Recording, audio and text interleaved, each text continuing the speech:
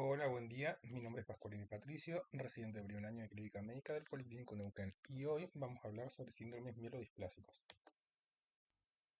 Bueno, los síndromes mielodisplásicos son mielopatías clonales en las que una mutación de una célula germinal pluripotencial da como característica una proliferación excesiva, lo que va a dar lugar a un incremento de las series hematopoyéticas tanto en sangre periférica como en médula ósea, pero habitualmente con el predominio de una de ellas sobre el resto. Bueno, las neoplasias mieloproliferativas crónicas se las pueden clasificar en clásicas y no clásicas. Las clásicas incluyen la policitemia vera, en la cual predomina la serie roja, la leucemia mieloide crónica, en la cual hay un predominio de la serie blanca, la trombocitosis esencial, en la cual predomina la serie megacariocítica plaquetaria, y la mielofibrosis con metaplasia mieloide o mielofibrosis hernogénica o mielofibrosis primaria, la cual se caracteriza por un proceso fibroso dentro de la médula ósea. Dentro de las neoplasias mieloproliferativas crónicas no clásicas tenemos a la leucemia neutrofílica crónica, en la cual predominan los granulocitos maduros, la leucemia eosinofílica crónica, en la cual predominan los eosinófilos, la mastocitosis sistémica, en la cual predomina la infiltración por mastocitos, y los síndromes mieloproliferativos crónicos inclasificables. En esta presentación nos vamos a centrar principalmente en las neoplasias mieloproliferativas crónicas clásicas. Estos procesos suelen compartir unas mutaciones en común que se las van a conocer como mutaciones drivers, que son mutaciones que están directamente implicadas en el desarrollo del fenotipo mieloproliferativo.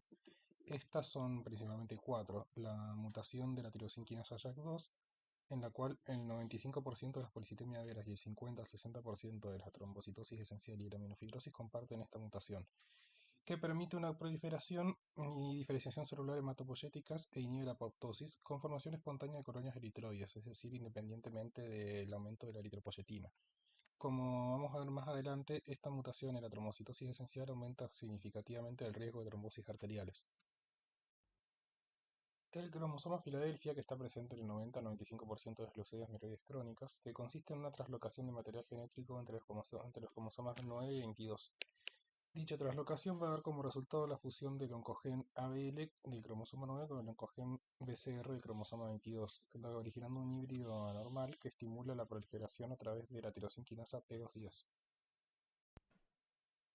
Las mutaciones del receptor de la trombopoyetina, que están presentes en el 10% de las mielofibrosis y las trombocitemias esenciales que tienen JAK2 negativas. Esta mutación induce el crecimiento celular independientemente de citocinas y produce hipersensibilidad a la trombopoyetina. Y mutaciones en la proteína del retículo endoplasmático CAL-R. Produce una activación del receptor de la trombopoyetina. La evolución clínica de estos pacientes sería más indolente que la de los que tienen mutaciones JAK2 positivas. En el caso de la trombocitosis esencial, los pacientes CAL-R positivos presentan cifras superiores de plaquetas e inferiores de leucocitos y hemoglobina. La frecuencia de trombosis en este subgrupo es significativamente menor también. Y por último tenemos a los que se conocen como pacientes triple negativo, que son aquellos que carecen de las mutaciones driver JAK2, KLR y MPL, o sea, el del receptor de la trombopoyetina. Los pacientes triple negativos constituyen uno de los subgrupos de peor pronóstico.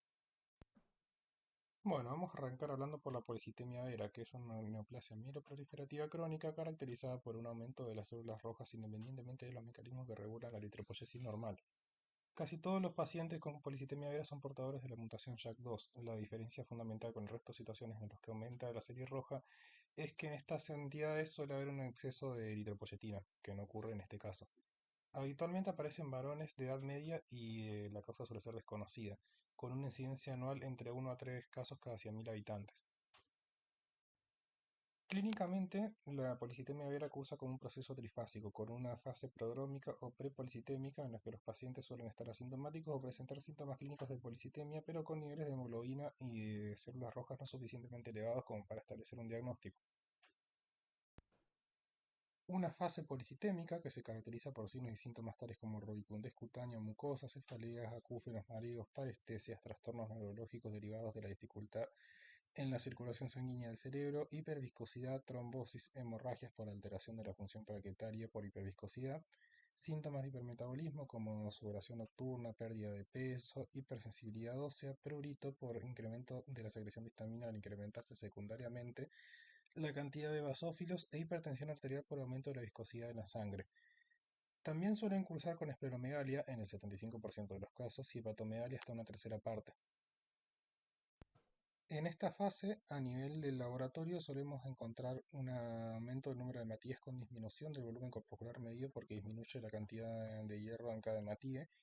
A nivel de la serie blanca suele haber aumento de leucocitos también, principalmente neutrófilos, que a diferencia de la leucemia mieloide crónica presentan un aumento de la fosfatasa alcalina leucocitaria. Suele haber disminución de la de la eritropoyetina sérica, perdón, trombocitosis con alteración plaquetaria y en la médula suele haber aumento de las tres series, predominando obviamente la roja. En la tercera fase, conocida también como fase gastada o fibrosis postpolicitémica, se produce una disminución progresiva de la proliferación clonal, que va a producir una reducción del hematocrito hasta llegar incluso a la anemia y una tendencia progresiva a la fibrosis de la médula ósea. La transformación suele ocurrir luego de varios meses o incluso años después del diagnóstico de policitemia vera. Para el diagnóstico contamos con una serie de criterios mayores y menores. Los criterios mayores son hemoglobina mayor a 16,5 gramos por decilitro en hombres o 16 gramos en mujeres, o un hematocrito mayor a 49% en hombres y 48% en mujeres, o un aumento de la masa eritrocitaria.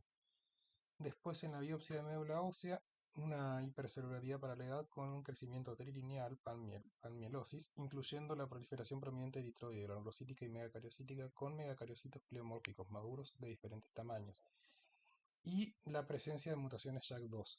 En cuanto al criterio menor, este sería un nivel sérico de eritropoyetina disminuido. Para el diagnóstico se requiere la presencia de los tres criterios mayores o de los criterios mayores 1 y 2 más el criterio menor. En cuanto a pronóstico, la mediana de sobrevida de estos pacientes es de 18,9 años y asciende a 24 años en los pacientes menores de 60 años. La edad avanzada, la leucocitosis mayor a 130.000 leucocitos, la leucocitosis progresiva, la presencia de eventos trombóticos y un cariotipo normal son factores de peor pronóstico. El riesgo de transformación leucémica a 20 años está por debajo del 10%. Los factores de riesgo para la transformación leucémica incluyen la edad avanzada, la leucocitosis y el cariotipo anormal. Por otro lado, una carga alélica del JAK2 mayor a 50% y el grado de fibrosis al momento del diagnóstico se han relacionado con una mayor transformación fibrótica. Los factores de riesgo para trombosis arterial incluyen la edad mayor a 60 años, la historia de trombosis previa, los factores de riesgo cardiovascular como el tabaquismo, la hipertensión arterial y la diabetes y la leucocitosis mayor a 110.000. Los factores de riesgo para sangrado incluyen el recuento plaquetario mayor a 1.000.000 asociado a síndrome de von Willebrand adquirido que se ha relacionado con un mayor riesgo de sangrado por aspirina. Los objetivos del tratamiento van a ser prevenir las complicaciones trombóticas y hemorrágicas, minimizar el riesgo de transformación a leucemia aguda y fibrosis y el control de los síntomas. Se recomienda la corrección de los factores de riesgo cardiovascular en todos los pacientes, cesar el hábito tabáquico, el control de peso, la presión arterial y la leucemia, el uso de estatinas en caso de dislipemia, establecer un plan de ejercicio físico acorde a la edad y a la función cardiovascular. El tratamiento se va a dividir en función del riesgo de los pacientes. Los pacientes se los van a dividir en bajo riesgo aquellos que tengan menos de 60 años y no tengan historias de trombosis, y en alto riesgo aquellos que tengan 60 años o más o presenten una historia de trombosis. A los pacientes de bajo riesgo se los va a tratar con ácido acetilsalicílico más flebotomías y a los de alto riesgo se va a tratar con lo mismo más citorreducción. Bueno, como dijimos, el tratamiento va a consistir en la flebotomía, en la antiagregación y en la citorreducción. La flebotomía tiene un grado de recomendación 1A y el objetivo de ella es mantener un hematocrito menor al 45%, pues esto reduce las muertes cardiovasculares y las trombosis mayores. Se recomienda iniciar con 250 a 500 mililitros día con reposición de volumen con solución fisiológica, con una frecuencia que va a depender de la situación clínica del paciente. Y el desarrollo de ferropenia no debe ser corregida, salvo casos excepcionales con síntomas muy severos. La antiagregación tiene un grado de recomendación 1A. Todos los pacientes con policitemia vera deben ser antiagregados con ácido acetilsalicílico a dosis bajas, de 80 a 100 miligramos día, para prevenir las trombosis arteriales. En caso de alto riesgo de trombosis, se sugiere duplicar la dosis de aspirina a 100 miligramos cada 12 horas. No está recomendado el uso de otros antiagregantes como clopidogrel o prasugrel. En caso de efectos adversos gastrointestinales por ácido acetilsalicílico, se demostró que es mejor su combinación con un IDP a que rotarlo a clopidogrel. En caso de trombosis arteriales y o venosas bajo antiagregación, se debe también agregar un tratamiento citorreductor. En cuanto al tratamiento citorreductor, Las dos drogas recomendadas son la hidroxiurea y el interferón. La hidroxiurea es la droga de primera línea ya que posee un amplio rango terapéutico con pocos efectos adversos. La dosis de inicio que se aconseja es de 15 a 20 miligramos kilo día, regulando la dosis de mantenimiento según el hemograma, que tiene que ir de 0,5 a 1 gramo día. Se controla cada 2 semanas los primeros 2 meses, luego en forma mensual y después cada 3 meses hasta alcanzar una dosis estable. Los efectos adversos suelen estar relacionados con la mielosupresión y úlceras orales y en miembros inferiores. El interferón también tiene un grado de recomendación 1A. Se puede utilizar el interferón alfa convencional o el pegilado, que tiene menos efectos adversos y mejor tolerado y además tiene la ventaja de que es de una aplicación semanal. El interferón induce una remisión hematológica completa en un 54 a 75% de los pacientes y mejora el recuento de plaquetas de leucocitos y mejora la esplenomegalia.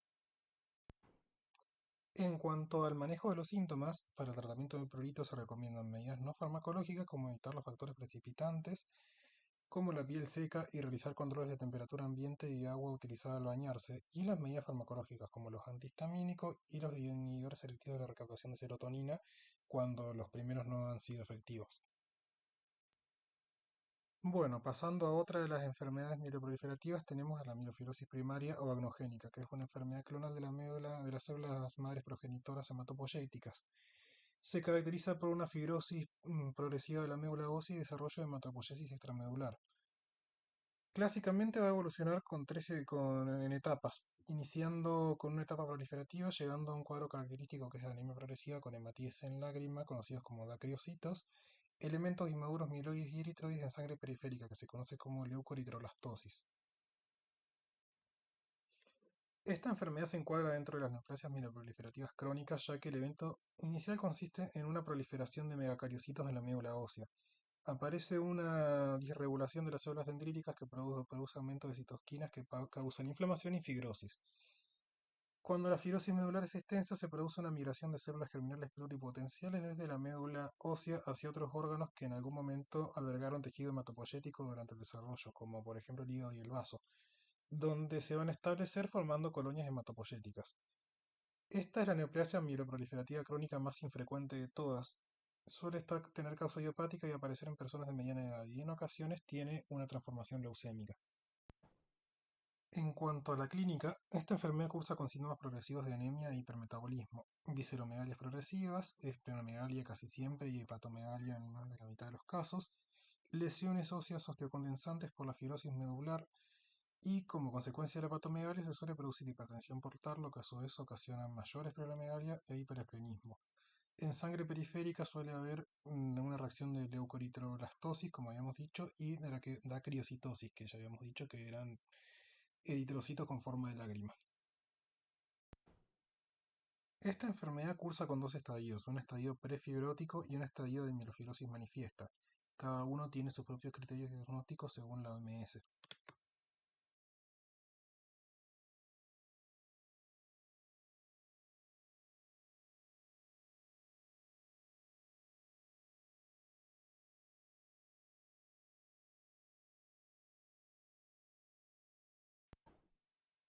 En cuanto a los criterios diagnósticos de la OMS para estadio prefibrótico, estos tienen criterios mayores y criterios menores. Los criterios mayores deben cumplirse todos, los menores deben cumplirse por lo menos uno para establecer el diagnóstico.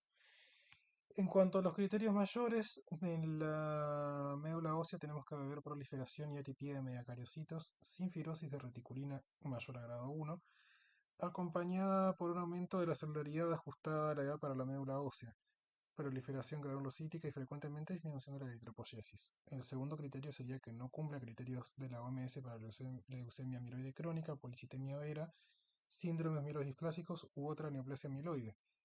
Y el tercer criterio sería que presente mutaciones driver, JAK2, KLR o MPL, o en ausencia de estas mutaciones, presencia de algún otro marcador clonal. En cuanto a los criterios menores, que debe cumplirse por lo menos uno, tenemos anemia no atribuible a otra comorbilidad, leucocitosis, esplenomegalia palpable y una LDH elevada.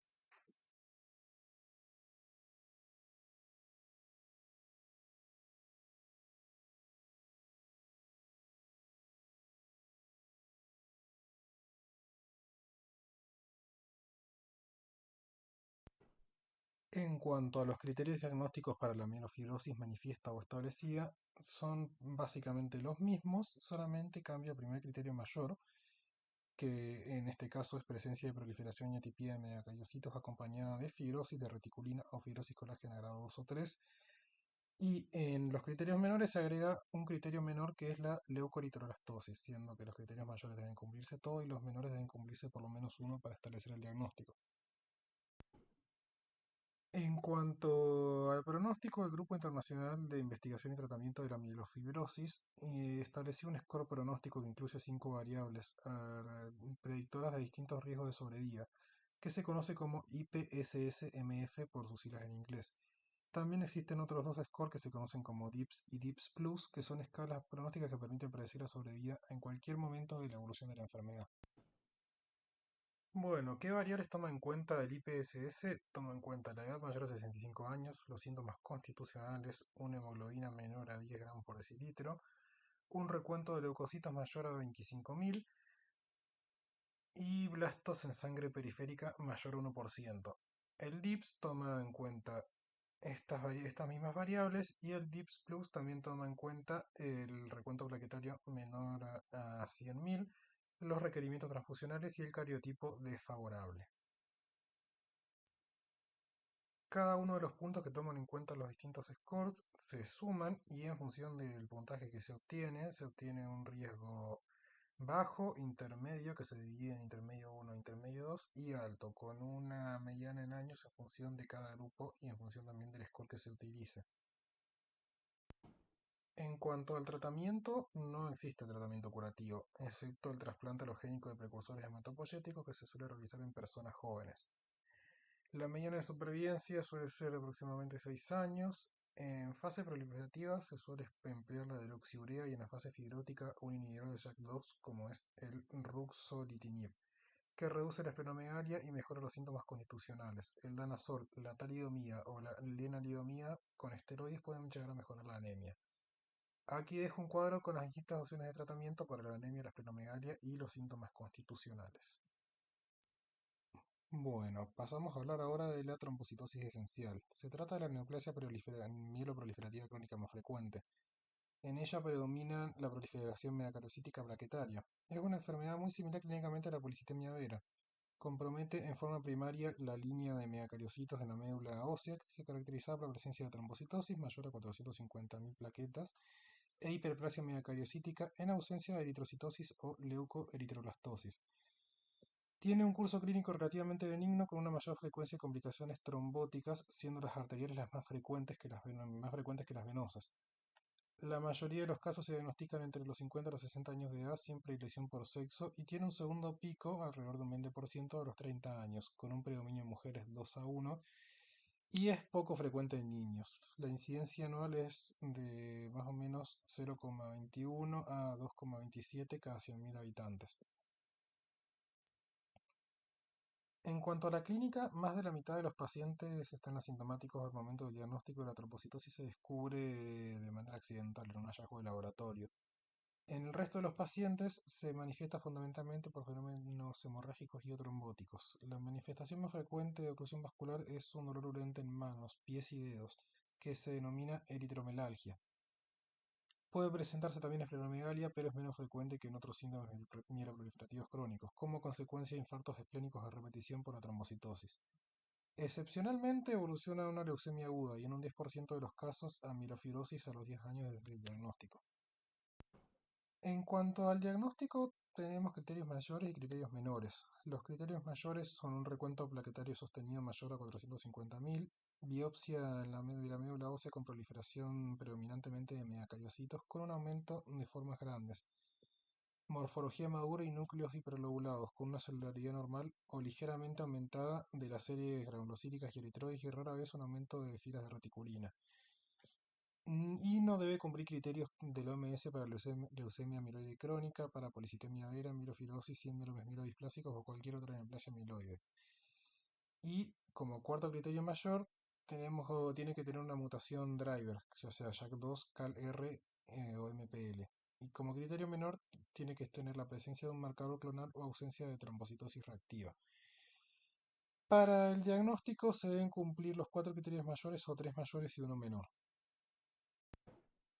Una vez diagnosticado a los pacientes, hay que estratificarlos en función del riesgo. Se dice que los pacientes tienen bajo riesgo cuando tienen menos de 40 años, cuando no tienen antecedentes de trombosis o hemorragias, cuando no tienen factores de riesgo cardiovascular o cuando el recuento de plaquetario está menor a 1 o al 1.500.000. El riesgo intermedio sería aquellos pacientes que tienen edades entre 40 y 60 años que presentan factores de riesgo cardiovasculares y que no tienen factores que los metan dentro del grupo de alto riesgo, es decir, sin trombosis o hemorragias previas, y el recuento plaquetario sería el mismo que para los pacientes de bajo riesgo. Y se dice que un paciente tiene alto riesgo cuando tiene una edad mayor a 60 años o tiene historia previa de trombosis o historia previa de hemorragia mayor relacionada con trombocitosis o tiene plaquetas mayor al 1.500.000 por milímetro cúbico. En cuanto al tratamiento, este tiene por objetivos prevenir las complicaciones trombóticas y hemorrágicas, resolver los trastornos de la microcirculación y control de síntomas.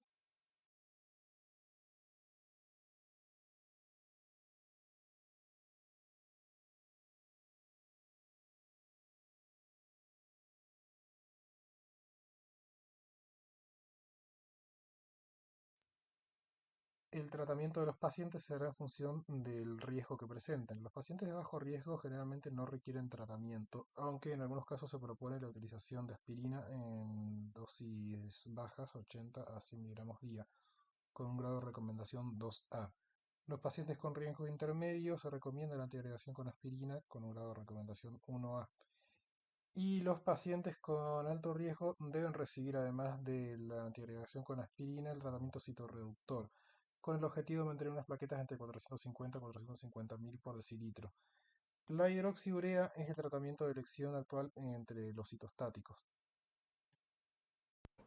La mediana de supervivencia de estos pacientes suele ser de 20 años y llega hasta los 33 años en pacientes menores de 60 años.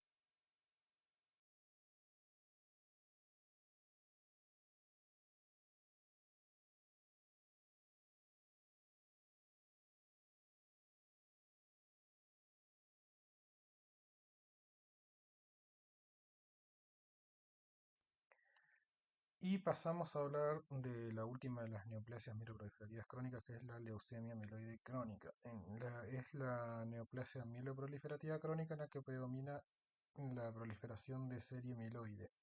Aparece en personas de aproximadamente 50 a 60 años como media, con una ligera prevalencia mayor en el género masculino. En cuanto a la patogenia, está claramente relacionada con un marcador citogenético del cual ya hablamos en las primeras diapositivas, que es el cromosoma Filadelfia, que aparece hasta en un 95% de los casos, que recordemos que produce el gen de fusión BCR-ABL.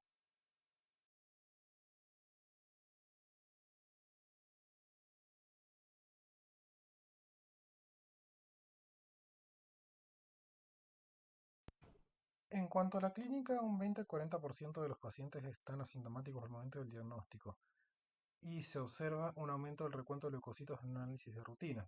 En cuanto a los síntomas que puede presentar, se comporta típicamente con hipermetabolismo, que se presentan como astenia, pérdida de peso, sudoración nocturna, hepatoesplenomegalia, debido a la infiltración de granulocitos en distintos estadios de maduración y un síndrome anémico progresivo. En sangre periférica podemos encontrar en el hemograma un aumento de los glóbulos blancos en todas sus etapas madurativas, promielocitos, mielocitos, metamielocitos, predominantemente neutrófilos, pero también podemos encontrar eosinófilos, basófilos, algunos blastos e incluso también monocitos. En cuanto a la serie roja, suele existir anemia normocítica normocrómica con un número no elevado de reticulocitos. Y en cuanto a la serie plaquetaria, puede presentarse desde trombopenia hasta trombocitosis. En cuanto a los hallazgos en la bioquímica, es característica la disminución de algunas enzimas de neutrófilos como la fosfatasa alcalina leucocitaria y la mieloperoxidasa o la lactoferrina. En médula ósea vamos a encontrar una citomorfología característicamente hipercelular con un incremento de la relación mieloide-eritroide y en la citogenética, el diagnóstico, como ya dijimos, el 95% de las leucemias mieloides crónicas presentan el cromosoma Filadelfia. que se puede detectar mediante las técnicas de hibridación in situ por fluorescencia, el FISH, o PCR que detectan el gen de fusión. Esta patología clásicamente cursa con tres fases, que es una fase inicial crónica o indolente, seguida de una fase acelerada y luego una fase blástica, aunque estas últimas pueden darse en simultáneo. En cuanto a la fase crónica, esta muestra un aumento progresivo de la proliferación blanca, acompañada de desdiferenciación o aparición de células inmaduras en sangre periférica. Todo ello se suele acompañar de una anemia progresiva y hepatoesplenomegalia.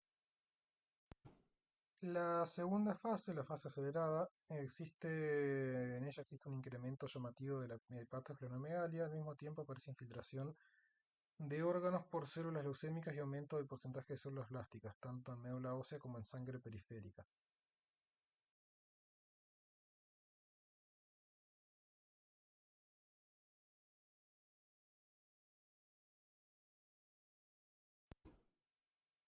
Y por último tenemos la fase blástica o fase de transformación a leucemia aguda. Esta se define cuando el porcentaje de blastos en la médula ósea o en sangre periférica es superior al 20%. Durante la fase de transformación, que ocurre en el 80% de los pacientes, predomina la leucemia aguda de tipo no linfoide o mieloblástica. En un 25% de los casos, esta transformación puede ser una leucemia aguda linfoblástica. Presenta peor pronóstico que las leucemias agudas que aparecen de nuevo. Y aunque en la fase blástica o de transformación leucémica aguda ocurre casi siempre en la médula ósea, excepcionalmente puede llegar a aparecer una transformación extramedular, originándose tumores que reciben el nombre de sarcomas granulocíticos o cloromas. En cuanto al tratamiento, es curativo el trasplante alogénico de precursores hematopoyéticos que en general no se realiza en la fase crónica, a menos que haya resistencia a fármacos, y sí cuando hay progresión a fase acelerada o blástica bajo tratamiento con fármacos.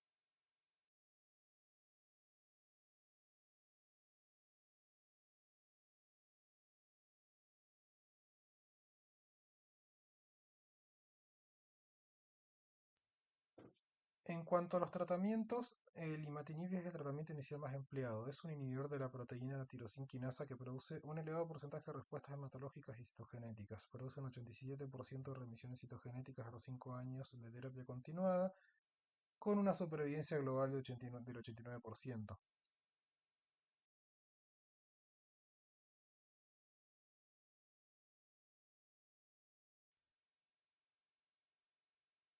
Si aparece resistencia al imatinib, se pueden utilizar fármacos de segunda generación más potentes como el inotinib, desatinib o bosutinib, o de tercera generación como el ponatinib.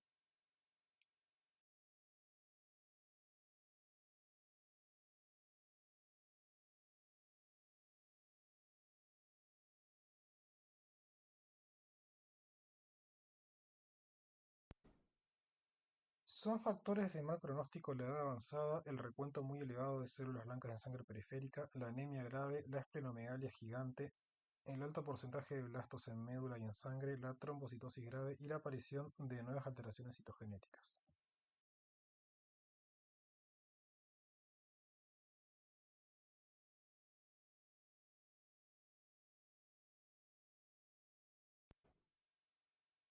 Este es un cuadro comparativo entre las distintas entidades. Muchas gracias por su atención. Aquí está la bibliografía consultada.